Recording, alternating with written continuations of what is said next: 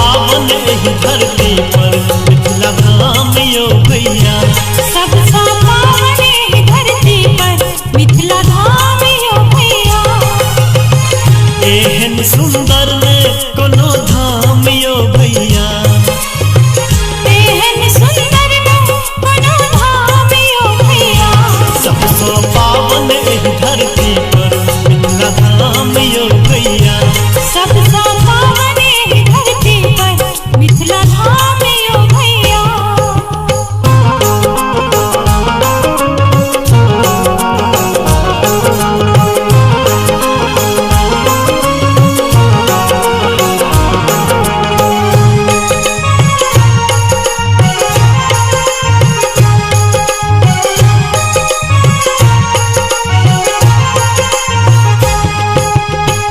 देश राजा जनक के सीता के अंगना यो।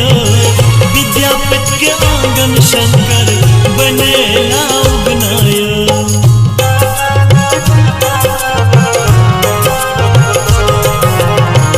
देश राजा जनक के सीता के अंगना यो। विद्यापति के आंगन शंकर बनेला उगना यो। मर्यादा पुरुषोत्तम पाहुन राम यो भैया। मर्यादा पुरुषोत्तम पाहुन राम यो भैया। सबसे पावन एही धरती पर मिथिला धाम यो भैया। सबसे पावन एही धरती पर मिथिला धाम यो भैया।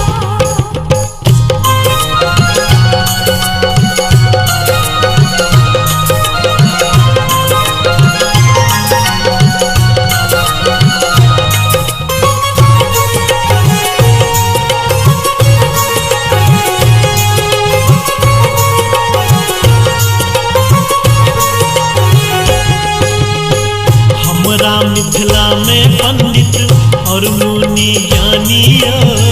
साग खाए दिवस गमौला से अयाची नामी यो।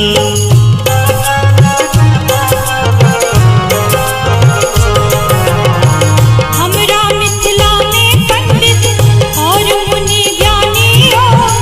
साग खाए दिवस गमौला से अयाची नामी यो।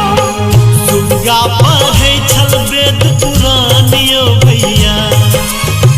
सुगा पढ़े छल वेद पुराण यो भैया।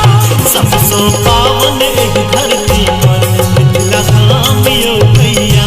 सबसे पावन एही धरती पर मिथिला धाम यो भैया।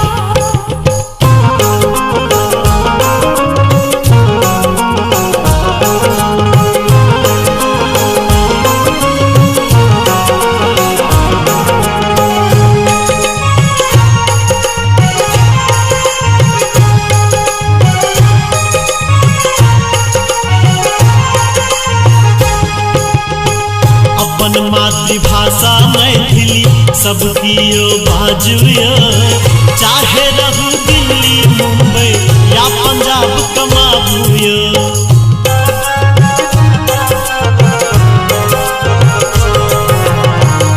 अपन मातृभाषा मैथिली सबकी यो बाजू यो। चाहे रहू दिल्ली मुंबई या पंजाब कमाबू यो। मिठ बोल मैथिली पहचान यो भैया। मीठे बोल मैथिली पहचान यो भैया। सबसे पावन एही धरती पर मिथिला धाम यो भैया। सबसे पावन एही धरती पर मिथिला धाम यो भैया। एहन सुंदर ने कोनो धाम यो भैया।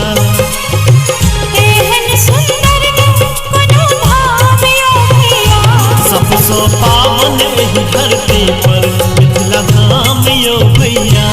सबसे पावन एही धरती पर मिथिला धाम यो भैया।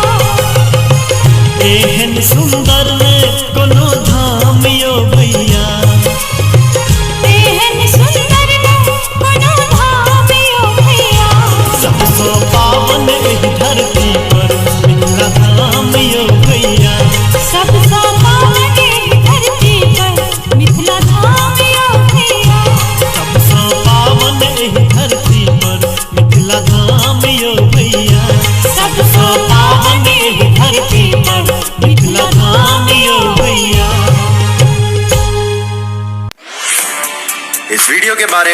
राय नीचे कमेंट सेक्शन में हमें बताएं और अपने दोस्तों के साथ ये वीडियो शेयर करना ना भूलें।